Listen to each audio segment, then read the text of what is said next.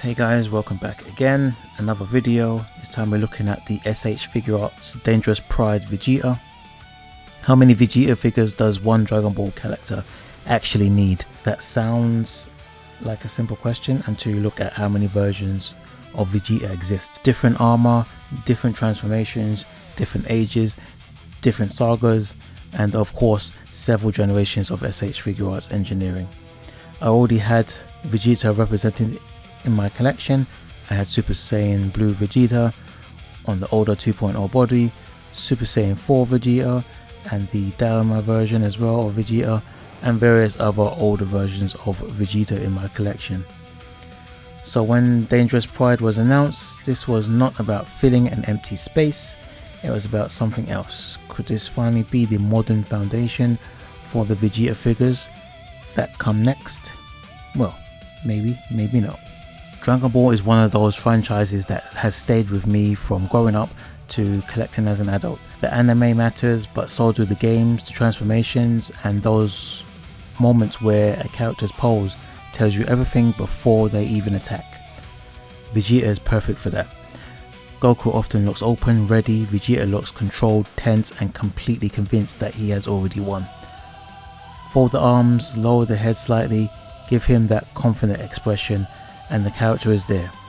That is the one reason why I was interested in Dangerous Pride Vegeta. I did not just want another Super Saiyan Vegeta, I wanted a version that could capture those quieter character poses as well as the larger battle scenes. The recent Goku figure using the newer 3.0 style body or dynamic range motion, whatever you want to call it, had already sworn what modern engineering could do for a familiar character that felt smoother, more natural, and easier to use for photography.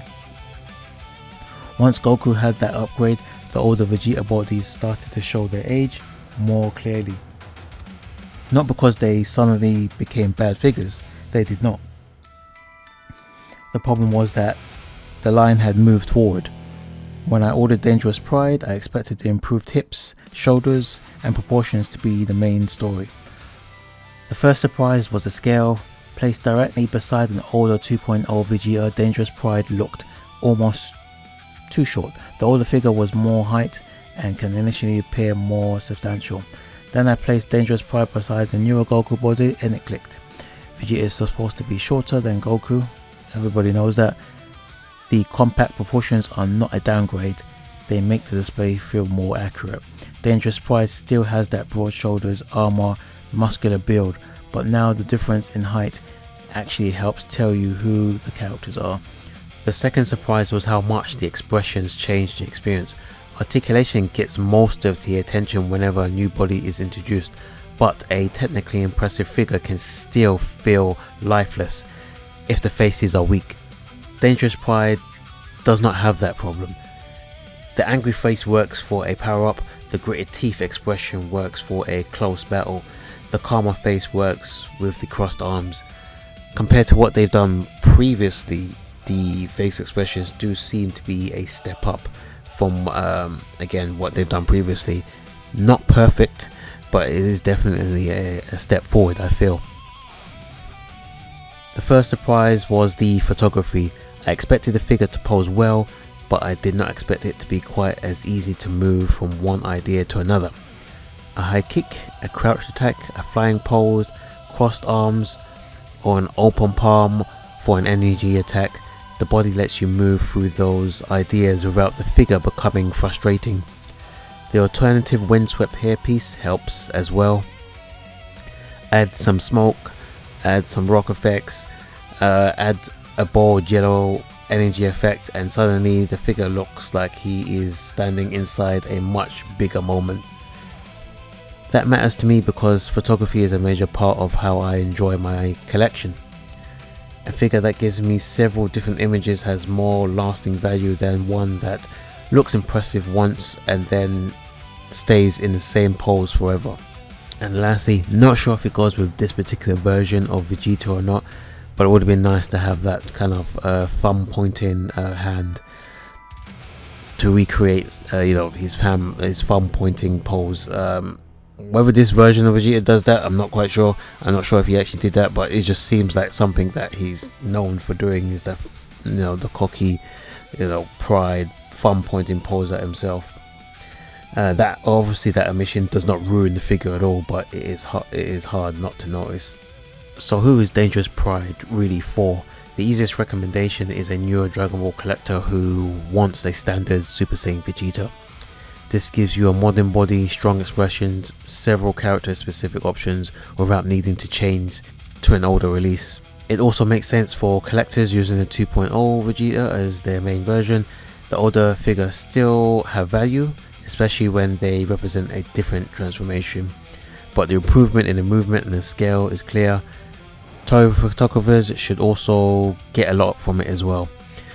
The body is stable, the face options are expressive, and the alternative hair creates movement before you even add an effect.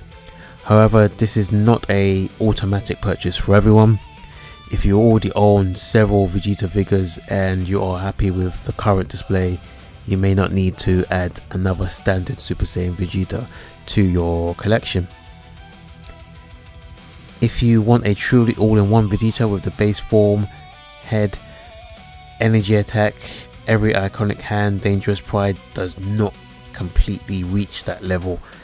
It is more of a baseline figure at a base price, and it gives you just what you need. Yes, it would be nice to have an energy effect, some more hands, some more options, but at this price it's a nice jumping in point for, as I said before, collectors, new collectors, and existing collectors as well. Figure collecting is always going to improve as the years go by, and this is no different. It is a strong, but it leaves room for another release. Dangerous Pride feels less like the end of the search and more like the beginning of a better generation of Vegeta figures. The body is now there, the proportions work, the shoulders, the hips allow the character to move properly, the face sculpts show that the S.H.Figuarts line can capture Vegeta's personality without making every expression look exaggerated. So what should come next? The obvious option is a base form Vegeta using this foundation. I mean, that's something that I would love personally. Clearly there are obviously loads of other Vegetas at this point, different transformations, and I'm sure they will come over time. What I would really also like is, I would also like to see this engineering adapted for other important versions as well. A Cell Saga Vegeta with more complete accessories would be an easy choice.